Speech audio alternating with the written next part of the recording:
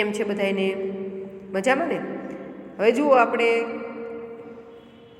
આજે છે એ જીભ પાઠ થોડોક બાકી છે, એટલો પૂર્ણ કરીને પછી થોડીક ગ્રામરની ચર્ચા કરીશું, કારણ કે ઘણો બધો અભ્યાસક્રમ પણ આપણો બાકી છે.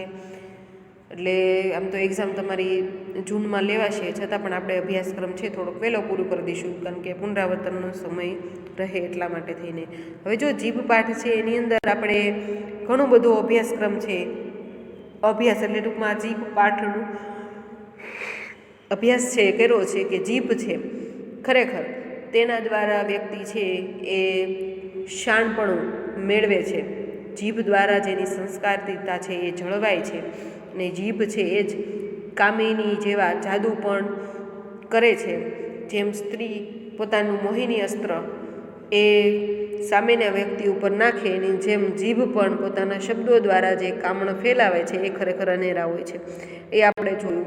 ત્યાર પછી જીભ જે છે એ બહુવ્રીહી સમાજની માફક અન્ય પદ પ્રધાન હોય છે, એ પણ આપણે આગલા લેક્ચરની અંદર વાત કરી હતી. અને ઘણા એવા વ્યક્તિઓ હોય કે જેની જીભ અમથી તો મૂકો હોય, કોઈ દિવસ કાંઈ બોલતી ન હોય, પરંતુ અમુક એવી સ્ત્રીઓ હોય જેના મુખને જોઈને ખરેખર એ લોકોની જીભ પણ વાચાળ બની જતી. વાચાળ એટલે બોલકું, સમાનાર્થી શબ્દ પૂછાય તો લખવાનું, વાચાળ તો બોલકું. એટલે એની જીભ છે એ પણ ઘણી વખત મૂક હોય, મોટા ભાગે કંઈ બોલતી ન હોય, પરંતુ આવું કંઈક જોવા મળે તો એની જીભ દ્વારા પણ અમુક શબ્દો છે સરી પડતા હોય છે. હવે ત્યાર પછી આપણે છેલ્લા 3 પેરેગ્રાફ છે આજે ભણવાના છે કે જીભને આપણે લૂલીનું અભિધાન આપ્યું છે, પણ એ લૂલી હશે તોય ઈશ્વર કૃપા પામેલા પંગુના જેવી હશે, આખો ગિરી ઓળંગી શકે એવી. જીભને આપણે લૂલી હોવાનું અભિધાન આપ્યું છે. અભિધાન એટલે નામ. સમાનાર્થી શબ્દમાં પૂછાય તો ખાસ યાદ રાખવાનું, અભિધાનનો અર્થ થાય છે નામ અથવા સંજ્ઞા. શું થાય? નામ અથવા સંજ્ઞા. લૂલી એટલે જીભ. કે જીભને આપણે લૂલી એવું અભિધાન આપ્યું છે. જીભને આપણે શું આપ્યું છે? લૂલી એવું અભિધાન એટલે નામ આપ્યું છે. જીભનું બીજું નામ લૂલી એવું નામ આપ્યું છે. એ લૂલી હશે તો ઈશ્વર કૃપા પામેલા. કહે છે કે જીભ જે છે એ ભલે લૂલી હોય, એને હાથ પગ કાંઈ હાડકું બાડકું છે નહીં જીભને, છતાં પણ ઈશ્વર કૃપા પામેલા પંગુના જેવી હશે. પંગુ એટલે જેને પગની અંદર ઘણી બધી ખામીઓ હોય ને 2 પગે વ્યવસ્થિત ચાલી શકતા ન હોય એવા વ્યક્તિ હશે, આખો ગિરી ઓળંગી શકે એવી. કે આખો મોટો ગિરી પર્વત હોય છતાં પણ તે એને ઓળંગી શકે એવી છે આ જીભ. જગતમાં જે કાંઈ થાય છે, સારું નરસું, આનંદ કંકાશ, આત્મશ્લાઘા. આત્મશ્લાઘા એટલે પોતાના જ વખાણ પોતે કરવા. આવું તમને આત્મશ્લાઘા શબ્દ સમાનાર્થી શબ્દમાં પૂછાય તો કે પોતાના વખાણ કરવા, પાછા પોતે જ પોતાના વખાણ કરવા, એટલે એને શું કહેવાય? આત્મશ્લાઘા શબ્દ છે, ખાસ યાદ રાખજો. ખુશામત. ખુશામત શબ્દ છે એનો અર્થ શું થાય? સ્વાર્થ માટે કરેલા હદ વગરના વખાણ. કોઈ બીજા વ્યક્તિ હોય, ભલે એનામાં એ બધા ગુણો ન હોય, છતાં પણ આપણું કંઈક કામ એની પાસે કઢાવવા માટે થઈને આપણે જે એના વખાણ કરીએ એને શું કહેવાય? ખુશામત કહેવાય. ત્યાર પછી છે વિવાહને વરસી, માંદગીને તંદુરસ્તી, તે સર્વ મોટે ભાગે જીભને લઈને જ થાય છે. સિદ્ધાંત તરીકે જીભ પર અંકુશ રાખવાની શક્તિ મનુષ્યમાં છે, પણ ખરી રીતે જોતા સત્તા હેઠળ એ દબાઈ જાય છે. સમાજ, ધર્મ ને કાયદાની રૂએ પુરુષ સ્ત્રીનો સ્વામી છે, પણ વસ્તુતઃ એ સ્ત્રીનો ગુલામ હોય તેમ વર્તે છે. તમારા ઘરની અંદર તમે એ બધું જોતા જ હોય છો. એ જ રીતે જીભના તાબામાં એ રહે છે. એની તંદુરસ્તી, એની નીતિ, એનો વિવેક, એનો ધર્મ, એનું આખું જીવન એની જીભને આધારે જ વિકસે છે કે વણસે છે. મનુષ્ય એટલે જ જીભ. વિકસે છે અને વણસે છે, બે જો શબ્દ અહીંયા વિરોધી શબ્દો અમે આપેલા. વિકસે છે એટલે વિકસવું, સફળતા પ્રાપ્ત થવી, અને વણસે છે એટલે બધું જ આખી બાજી બગડી જવી, અને નિષ્ફળ થવું. એની પાસે ઘણું બધું સફળતા મળી હોય, બધી જ રીતે સમૃદ્ધ થયો હોય, પરંતુ કંઈક એવું જીભ દ્વારા એવું કંઈક આડુંઅવળું બની જાય કે એનાથી ખરેખર આખી બાજી પલટી જાય ને બધું જ ધનોતપનોત થઈ જાય, એને કહેવાય વણસે છે. એટલે કહે છે કે મનુષ્ય એટલે જ જીભ, એનો પર્યાય શબ્દ છે મનુષ્ય એટલે જ જીભ. કારણ કે મનુષ્યના આખા શરીરની અંદર જીભ છે એ ખૂબ જ મહત્ત્વની છે. આમ તો બધા જ અંગો શરીરના મહત્ત્વના છે, બધાનું ઈશ્વરે સ્થાન છે એ નક્કી કરેલું જ છે, અને બધા અંગો આપણા શરીરના ખૂબ જ મહત્ત્વના જ છે. પરંતુ જીભ જે છે એટલે જ કહે છે કે ગઢપણ આવે ત્યારે હાથ કામ ન કરે, પગ કામ ન કરે, શ્વાસ લેવામાં તકલીફ થતી હોય, જોવામાં તકલીફ થતી હોય, ચાલવામાં તકલીફ થતી હોય, પણ બોલવામાં તકલીફ છેલ્લે સુધી થતી નથી. માત્ર 0.5% જેવા હશે 100માંથી કે જેને જીભમાં તકલીફ હોય, પરંતુ એની સિવાયના કોઈને મૃત્યુ પથારીએ છેલ્લો શ્વાસ હોય ત્યાં સુધી છે એને જીભમાં કંઈ તકલીફ હોતી નથી. ટૂંકમાં બોલવાની શક્તિ છે ઈશ્વર છેલ્લે સુધી ટકાવી રાખે છે. એટલે જીભ છે એ મનુષ્યની અંદર ખૂબ જ મહત્ત્વનો ભાગ છે એ ભજવે છે. ત્યાર પછી કહે છે કે મને લાગે છે કે ઈશ્વરે આ માનવ યંત્ર ઘડ્યું, પણ ક્યાં તો એણે બહુ ઉતાવળ કરી હશે કે ક્યાં તો યંત્ર ઘડવાનો એને ઝાઝો અનુભવ નહીં હોય. શું કહે છે અહીંયા આપણા જ્યોતિન્દ્ર દવે? કહે છે કે મને લાગે છે કે ઈશ્વરે આ માનવ યંત્ર ઘડ્યું છે. હવે જો આની અંદર મને લાગે છે કે છે શું કહેવાય? સંયોજક કહેવાય. મને લાગે છે કે ઈશ્વરે આ માનવ યંત્ર ઘડ્યું. આમાં કે છે એને શું કહેવાય? સંયોજક. બે વાક્યોને જે જોડે એને આપણે સંયોજક કહીએ છીએ. પણ ક્યાં તો એણે બહુ ઉતાવળ કરી હશે. પણ છે એ પણ સંયોજક છે, એ પણ બંને વાક્યોને જોડે છે. ક્યાં તો યંત્ર ઘડવાનો એનો ઝાઝો અનુભવ નહીં હોય. કે માનવ યંત્ર જે ઘડ્યું છે, લેખક અહીંયા કહે છે જ્યોતિન્દ્ર દવે કે માનવ યંત્ર આજે ઘડ્યું છે, મને એવું લાગે છે કે ઈશ્વરે કાંઈમાં બહુ ઉતાવળ કરી છે અને કાંઈ એને ઘડવાનો ઝાઝો ઈશ્વરને અનુભવ નહીં હોય. થઈ શકે એવી કેટલીય સગવડ એણે કરી નથી. શું કહે છે કે મને એવું લાગે છે કે ઈશ્વરે એક જીભની બાબતમાં ખૂબ ઉતાવળ કરી નાખી છે, અને કાંઈ એને આ જીભનું યંત્ર જે છે એને ઘડવાનો ઝાઝો અનુભવ નહીં હોય. જો એક નો બાબત છે ઉમેરે છે કે સ્ક્રૂ મૂકવાને બદલે કેટલીક વસ્તુ એણે એમની એમ જડી દીધી છે,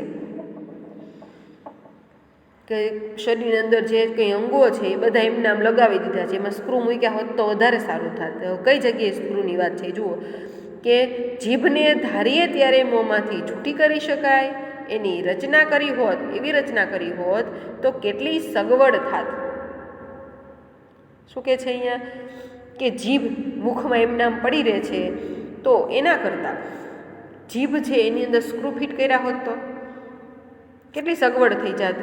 કે નાટક, સિનેમા અથવા સભામાં પ્રેક્ષકોને શ્રોતાઓ પોતાની જીભને વધારે પડતો ઉપયોગ કરી બીજાને દખલ કરે છે, તેને બદલે સૌને પોતાની જીભ બહાર જુદી જુદી ડબ્બીમાં મૂક્યા પછી સભા સ્થાનમાં દાખલ કરવામાં આવતા હોત તો નાટક, સિનેમા અને સભા આપણને કેટલા વધારે આનંદદાયક લાગે. ત્યારે મોટી સભા ભરાવાની હોય ને ખૂબ જ કોલાહલ થતો હોય, વારે ઘડીએ કંઈક શાંત રહ્યો છતાં બધા બોલ્યા જ કરે. તો નાટક, સિનેમા અને સભાની અંદર ખરેખર ભગવાને આ એક રચના કરી હોત સ્ક્રૂની, તો ખરેખર એમાં સૂચના લખી બધાએ પોતપોતાની જીભ પોતાનું નામ લખેલા ડબ્બીમાં મૂકીને આવવાની, પછી પાછું બધું પૂરું થાય એટલે બહાર જઈને ચોર લઈ લેવાની. એવી વ્યવસ્થા ઈશ્વરે કરી હોત તો નાટક, સિનેમા અને સભાગૃહની અંદર બધું જ આનંદદાયક લાગે.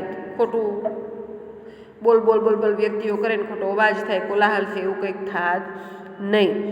ત્યાર પછી કહે છે કે એની જેમ જ આખો વખત બોલ કરી કંટાળો આપનાર વ્યક્તિને મળવા જતાં જીભ અત્યારે એના મોંમાં નથી, પણ ઘી ચોપડીને કબાટમાં ઊંચી મૂકી છાંડી છે એમ ખાતરી કરીને નિર્ભયપણે આપણે મળવા જઈ શકત. કોઈક એવા વ્યક્તિ હોય કે જેની ઘરે આપણને જવું ન ગમતું હોય, કંટાળો આવે, કંઈક બોલ કરે ને, કારણ કે બીજાની પંચાત જ કરતા હોય, તો એવા વ્યક્તિની જીભ છે એ ખરેખર એવું કહેતો કે એને ઘી ચોપડીને ઉપર કબાટમાં મૂકી દીધી છે, તો ખરેખર આપણે પણ નિર્ભયપણે એના ઘરે જઈ શકત કે આટલા વાગે એની જીભ છે એ ઉપર કબાટમાં ઘી ચોપડીને મૂકી દે છે, તો એ જ સમયે આપણે ત્યાં જઈ આવે તો નિર્ભયપણે જાત ડર્યા વગર કોઈ પણ ગુસ્સે થઈ જઈએ, કોઈ પર ગુસ્સે થઈ જઈએ ત્યારે કલહ અને કંકાસના પ્રસંગ ઉપસ્થિત થતાં પહેલાં, જ્યારે આપણે ગુસ્સો આવે ત્યારની વાત છે. ગુસ્સામાં ઘણા બધા વ્યક્તિઓ અપશબ્દો બોલતા હોય અથવા કંઈક એવું બોલતા હોય કે જે ખરેખર ન બોલવું જોઈએ, એની વાત છે અહીંયા કે ગુસ્સે થઈ જાય ત્યારે કલહ અને કંકાસના પ્રસંગ ઉપસ્થિત થતાં પહેલાં, ગુસ્સે થઈ જાય તો ખરેખર ઝઘડો થવાને એ સમયે જ આપણે મોંમાંથી જીભ બહાર કાઢી ગજવામાં મૂકી દઈ મારામારીની ગાળાગાળીના પ્રસંગો કેટલી સહેલાઈથી ટાળી શકાય. ગુસ્સો થયા એ તો બરાબર સામે સામે વ્યક્તિઓ, પરંતુ એ જ સમયે એકબીજાની સાથે બથમબથી કરવાના સમયે જ આપણે એ જીભ છે પોતપોતાના ખીચામાં મૂકી દીધી હોત તો કંઈ લડાઈ ઝઘડો આગળ વધત ન વધત ને. એટલે કે છે કે અહીંયા કે જીભ દ્વારા છે ઘણી વખત આવા પ્રસંગો છે, ઝઘડાના પ્રસંગો સહેલાઈથી ટાળી શકાત જો સ્ક્રૂ ફિટ કર્યા હોત તો ઈશ્વરે. બળવાખોર ભાષણ કરનારાઓને કોઈ પણ દેશની સરકાર કેદમાં પૂરે છે, તેને બદલે તેમની જીભ જપ્ત કરી પોતાની સુરક્ષિતતા વધારે સારી રીતે જાળવી શકાય. અત્યારના સમયમાં પણ તમે જોતા હોય, એમ તો દિલ્હીની અંદર જ જે જવાહર નવોદય યુનિવર્સિટી છે એની અંદર જ ઘણી વખત જોતા બળવાખોર ભાષણો થતા અને એના લીધે વિદ્યાર્થીઓને ઉશ્કેરાતા ને એવું બધું થતું હતું. તો અહીંયા લેખક એ જ કહે છે કે એવા વ્યક્તિઓને કેદમાં નાખો છો એની કરતાં એની જીભમાં સ્ક્રૂ ફિટ કર્યા હોય તો એની જીભ જ જપ્ત કરી લે એટલે વાત થઈ પૂરી. તો એવું કરી અને આપણે આપણા દેશની ને આપણી સુરક્ષિતતા છે એ વધારી શકાય. કદાચ કોઈ વાર જીભની અદલાબદલી પણ થઈ જાત, એવું પણ થાય ને એ છે કદાચ કોઈ વાર જીભની અદલાબદલી પણ થઈ જાત પણ તેમાં કંઈ નુકસાન ન થતાં ઉલટો ફાયદો જ થાત, એવું પણ થાય જો સ્ક્રૂ ફિટ થાય તો. એવું બને કે તમારી જીભ તમે ડબ્બીમાં મૂકી હોય ને કૂતરા કે કોક આવે અને કોઈ માણસ હોય તો કોઈ મશ્કરી સૂઝે તો કોકની જીભની બદલે કોકની જીભ મૂકી દે, એવું પણ બને. તો એમાં ફાયદો જ થાય. શું કામ કે બાળકના મોંમાં કોઈ વૃદ્ધની જીભ આવતા તે અનુભવભરી વાણીના ઉદ્ગાર કાઢી શકે. બાળકના મોઢામાં એ કોઈ વૃદ્ધની જીભ લગાવી દેવી તો એ અનુભવભરી વાણી એ પોતાના ઉદ્ગાર દ્વારા કાઢી શકે, પોતાની બોલી દ્વારા. રામનું રટણ કરનારી જીભ ખ્રિસ્તના ઉપાસકના મોંમાં જઈને, ખૂબ સરસ વાત કરી છે. જો અહીંયા કે કોઈક હિન્દુની જીભ છે કે જે રામનું રટણ કરે છે, રામનું એ રામ નામનું જપ કરે, જપ તપ કરે છે, એવી જીભ છે કોઈ ખ્રિસ્તી વ્યક્તિ છે એવા ઉપાસકના મોંમાં જઈ ચડે તો એની જીભ રામના બોલનારના જીભમાં આવી જાત તો એનો ફાયદો શું થાત જુઓ તમે. ત્યાર પછી કહે છે કે રહીમને ભજનારી જીભ બ્રાહ્મણના મુખમાં જઈ ચડીને રામ રહીમને ગોળની એકતા આપોઆપ સિદ્ધ કરે. જીભની અદલા બદલી થઈ જાય તો ખરેખર આજે ધર્મના નામે યુદ્ધો ખેલાતા હોય છે, ધર્મના નામે એ અનેકતા જોવા મળે છે, ખરેખર જોવા મળે નહીં. અને બધામાં હંમેશા એકતા જ હોત. હજી એ ઈશ્વરને આટલો સુધારો કરવાનું શું છે તો ખોટું નહીં. શું કહે છે જ્યોતિન્દ્ર દવે? ખરેખર હું એવું કહેવા માગું છું કે આ જીભને જો સ્ક્રૂ હોત, એના ઘણા બધા ફાયદા પણ છે અને ગેરફાયદા પણ છે. એટલે કે છે કે ઈશ્વરને આટલો સુધારો એક કરવાનું શું છે તો એમાં કંઈ ખોટું છે નહીં. ત્યાર પછી આપણે જોઈએ કે પ્રતિકૂળ સંજોગોમાં પણ આનંદથી શી રીતે કર્તવ્ય બજાવ્યા જવાય એ જીભ આપણને શીખવે છે. પ્રતિકૂળ સંજોગોમાં, પ્રતિકૂળ અને અનુકૂળ બંને વિરોધી શબ્દો છે. પ્રતિકૂળ સંજોગોમાં એટલે સંજોગો છે એ તમારે અનુકૂળ છે નહીં, એ કંઈક વિરોધી સંજોગો છે, પણ આનંદથી શી રીતે કર્તવ્ય બજાવ્યા જવાય એ જીભ આપણને શીખવે છે. ઘણી વખત તમે બહાર જવા માટે તૈયાર થઈને બેઠા હોય, ગાડી ચાલુ કરો એટલી જ વાર હોય, તાળું મારતા હોય ઘરને, અને એમાં તમારા કોઈ જાણીતા એવા સગા તમારા ઘરે આવે અને એ પણ કીધા વગર, અને એ જમી કરીને જવાના હોય તો એમે બધું જમવાનું સાથે લઈ લીધું હોય, તાળું મારતા હોય એ જ્યારે આવે તો એમને એમ તો ન કહેવાય કે અમારી સાથે અહીંથી ચાલો, એમ બારગામથી એવા હોય તો બેસાડવા પડે, જમાડવા પડે, બધું કરવું પડે. અને એવા પ્રતિકૂળ સંજોગોમાં પણ તમારી જીભ છે એ થોડુંક તકલીફ થાય, પણ પાછું તમે કહે છે કે જીભને અનુકૂળ થતાં આવડે છે, એટલે પાછું પ્રતિકૂળ સંજોગોમાં પણ આનંદથી એ કર્તવ્ય છે એ બજાવ્યો, આનંદ એ કર્તવ્ય છે તમે નિભાવો છો, એવું પણ આપણને જીભ છે એ શીખવે છે. આગળ 32 ભૈયા જેવા મજબૂત દાંત, ગળાની ઊંડી ખાઈ, અનેક પ્રકારના ટાઢા, ઊના, તીખા, ખારા પદાર્થોનો સતત મારો, સવારમાં ગરમ ચા, પછી પાછું ઠંડુ પાણી પીવે, આઈસ્ક્રીમ ને અંતે બધું ખાતા હોય, પછી રસાસ્વાદ કેટલા બધા, શાક તીખું હોય તો એની સાથે ગળ પણ ખાતા હોય, છાશ ખાટી હોય, રોટલી મોળી હોય, તો ઘણું બધું છે કે સતત મારો, તીખું, ખાટું, ખારું, ટાઢું, ઊનું, સંચાલન માટે ઓછામાં ઓછી જગ્યા, ચાવવા માટે મોઢામાં દાંત અને જીભ છે અને એમ ચાવવા માટે સાવ ઓછામાં ઓછી જગ્યા, એટલે એક એક બટકું ખાઈએ છીએ ને આખી રોટલી ઠૂસી નથી દેતા, એક એક બટકું ખાઈએ છીએ કારણ કે જગ્યા નથી મોઢામાં, એટલે એક હાથે જ ખાવાની, એક ચવાઈ જાય પછી જ બીજું મોઢામાં મૂકીએ છીએ આપણે. સૂર્યનો જરાય પ્રકાશ ન આવે એવી સાંકડી અંધારી જગ્યામાં લપાઈને રહેવાનું. શરીરના બીજા બધા અંગો ઉપર સૂર્યપ્રકાશ છે એ પડે છે, પરંતુ મુખ ખોલીને આપણે તડકામાં ઊભા રહેતા નથી. મોઢું તો આપણે વાણી જ્યારે ઉચ્ચારીએ ત્યારે જ ખોલીએ છીએ, બાકી તો મુખ બંધ રાખીએ છીએ. એટલે કે છે કે સૂર્યનો જરાય પ્રકાશ ન આવે એવી સાંકડી જગ્યામાં, અંધારી જગ્યામાં લપાઈને રહેવાનું. આવી અનેક પ્રતિકૂળતાઓ છતાં, આવી ઘણી બધી પરિસ્થિતિ છે અનુકૂળ નથી, છતાં જીભ આનંદથી નિર્ભયપણે પોતાનું કાર્ય કરી જાય છે. એટલે જો ઘણું બધું કહી જતી હોય છે જીભ, કે આપણે નાના હોઈએ છતાં એવું માનવાની જરૂર નથી કે આપણાથી કાર્ય ન થાય. કંઈ પણ કાર્ય મુશ્કેલ છે નહીં, માત્ર એ સાચી દિશામાં થવું જોઈએ. ખાનપાનનો રસાસ્વાદ માણી અંદરનો ને મનને હૃદયના વિચાર ભાવોને વ્યક્ત કરી બહારનો સંસાર સાચવે છે. અને સુખી થવું હોય તો મનુષ્ય સંસારમાં જલકમલવત નહીં પણ મુખ જીભવત રહેવું, એવો સાંભળે તેને ઘેરો ને ગૂઢ બોધ વગર બોલીએ સંભળાવે છે. ગૂઢ એટલે કે રહસ્યમય, બોધ એટલે ઉપદેશ, અને મુખ જીભવત એટલે જીભ જેમ મુખમાં રહે છે તેમ, જળ કમળવત કમળ જેમ પાણીમાં રહે છે તેમ. શું કહે છે? સમાજની અંદર ઘણી બધી પ્રતિકૂળતાઓ છે, છતાં પણ આપણે બધી પ્રતિકૂળતાઓને અનુકૂળ થઈને રહીએ છીએ. તો કહે છે કે અહીંયા જ્યોતિન્દ્ર દવે કહે છે કે ખરેખર જીભ જે છે એ મુખમાં આપણે જે કંઈ ટાઢા, ઊના, ખારા, ખાટા, પ્રવાહી કે જે આપણે ખોરાક લઈએ છીએ એ બધાનો રસાસ્વાદ છે એ માણે છે, અને એ મગજને પહોંચાડે છે, લોહીને બધું એમાંથી બનતું હોય છે. તો ખરેખર એ પછી એના ભાવ છે, હૃદયના ભાવ છે, જીભ દ્વારા વ્યક્ત થતા હોય છે. અને જીભ છે એ બહારનો સંસાર આખો જીભ દ્વારા સચવાય છે. એટલે સુખી થવું હોય તો જળ કમળવત નહીં, જેમ પાણીની અંદર કમળ રહે છે તેમ નહીં, પણ મુખ જીભવત રહેવું જોઈએ, કે મુખની અંદર જેમ જીભ રહે છે એમ તમારે રહેવું જોઈએ. તો ખરેખર આ સંસારનું સાચું સુખ છે તમે માણી શકો છો. અને વગર બોલીએ આ જીભનો ગૂઢ બોધ છે એ ખરેખર સાંભળવો જોઈએ. અને જીભ પાઠ છે આપણે અહીંયા પૂર્ણ કરીએ છીએ.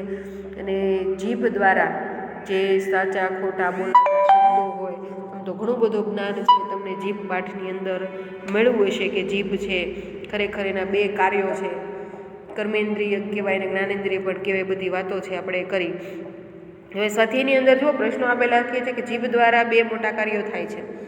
ત્યાર પછી જીભ, કેવી જીભ પાંડુ રોગની સૂચક છે, કોઈ માણસ નશો કરતો હશે તેમ શા માટે પરથી કહી શકાય.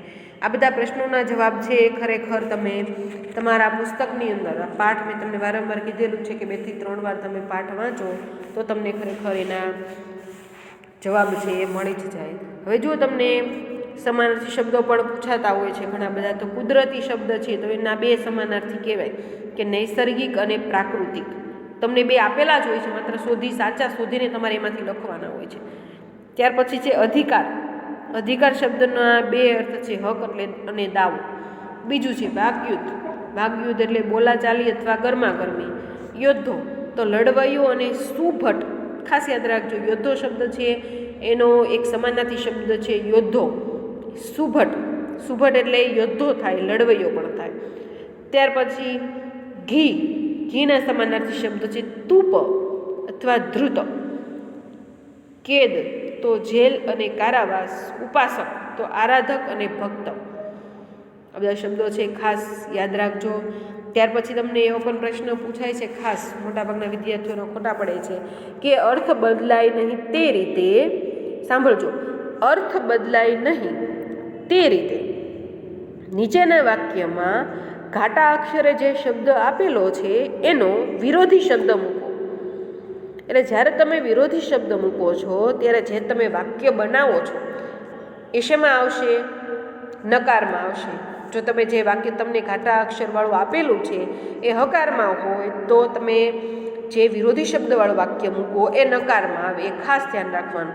એટલે તમને એક ઉદાહરણ આપું કે આપણે જાણતા હોતા નથી. આમાં જાણતા શબ્દ છે એને બદલે તમારે વિરોધી શબ્દ મૂકવો જોઈએ. તો શું થાય? વિરોધી શબ્દ જાણતા તો અજાણતા.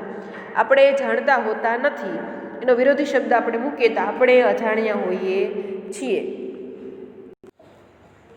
ત્યાર પછી એમાંને માટે બીજું એક વાક્ય છે કે જીભ સુધારકની પ્રશંસા કરવા મંડી પડે છે. જીભ સુધારકની પ્રશંસા કરવા મંડી પડે છે. એમાં પ્રશંસા શબ્દ છે. શું શબ્દ છે? પ્રશંસા. એનો અર્થ આપણે વિરોધી શબ્દ મૂકીએ તો પ્રશંસાનો વિરોધી શબ્દ શું થાય? ટીકા. તો અહીંયા જીભ સુધારકની પ્રશંસા કરવા મંડી પડે છે. હકારવાચક વાક્ય છે, એનું નકારમાં ફેરવી દેવાનું કે જીભ સુધારકની ટીકા કરવા મંડી પડતી નથી. એટલે આવા બધા વાક્યો જે છે. પછી તમને એવો પણ પ્રશ્ન પૂછે કે નીચેના વાક્યોનું રૂપાંતર કરો કે એ જીભના તાબામાં રહે છે. ભાવે વાક્યમાં ફેરવવાનું છે. તો એ માનું શું થાય? એનાથી જીભના તાબામાં રહેવાય છે. એ ભાવે વાક્ય થાય છે. પછી એક છે કે બે મનુષ્યોથી વાગયુદ્ધ ખેલાતું જોયું હતું. એ કર્તરી વાક્યમાં બે મનુષ્યોથી વાગયુદ્ધ ખેલાતું જોયું હતું એને કર્તરી વાક્યમાં ફેરવવાનું હોય તો તમે બે મનુષ્યોને વાગયુદ્ધ ખેલતા જોયા હતા. કર્તરી એટલે કર્તા પ્રધાન, કર્મણી એટલે કર્મ પ્રધાન. ખાસ આ વસ્તુ યાદ રાખવાની. હવે આ લેક્ચર આપણે અહીંયા પૂર્ણ કરીએ છીએ અને આવતા લેક્ચરની અંદર મળશું ત્યારે આગળનું જે ચેપ્ટર છે એનો અભ્યાસ કરીશું. ત્યાં સુધી બધાએ બાકી બુકની અંદર આ પાઠ, આનું ગ્રામર છે આવે છે તે બધું જ વ્યવસ્થિત લખી નાખવાનું છે.